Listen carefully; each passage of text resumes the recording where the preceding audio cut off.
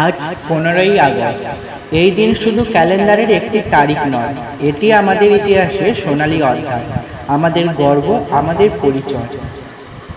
1947 সালে এই দিনে দীর্ঘ 200 বছরের পরাধীনতার শৃঙ্খল ভেঙে ভারত তার বহু প্রতীক্ষিত স্বাধীনতা পেয়েছিল।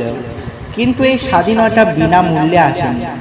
এটি এসেছে অসংখ্য স্বাধীনতা সংগ্রামীর ত্যাগ, রক্ত আর অগণিত আত্মবলিদানের বিনিময়ে।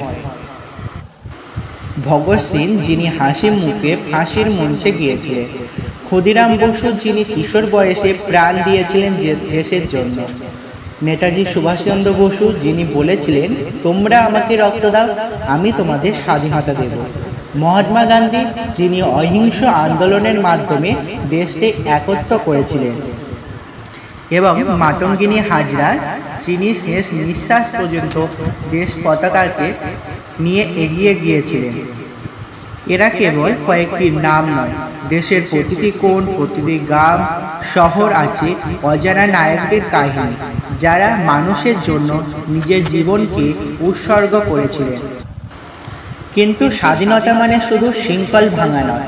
স্বাধীনতা মানে নিজের দেশকে সম্মান করা, ভালোবাসা এবং তার উন্নতির জন্য কাজ করা। আজও আমাদের এই লড়াই চালিয়ে যেতে হবে। দরিদ্র, অশিক্ষা, দুর্নীতি, অসহিষ্ণুতা ও সামাজিক ভেদাভেদের বিরুদ্ধে।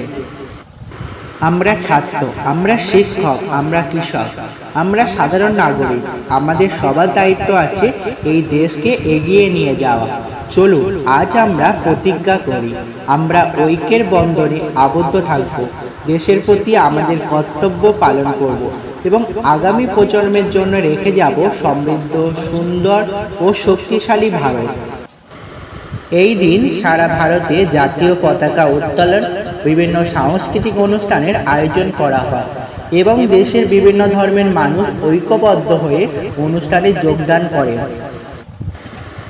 আজ আমরা সবাই স্বাধীন হলেও বেশিরভাগ জায়গায় নারীরা আজও পরাধীন। তারা তাদের ইচ্ছে অনুযায়ী কাজের স্বাধীনতা পায় না।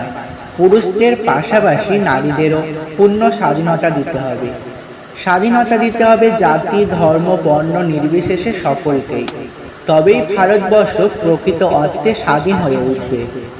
আর এইভাবে আমরা অপ্রাণ চেষ্টা করব আমাদের দেশকে সর্বসমপক্ষে প্রথম স্থানে পৌঁছে দেওয়ার।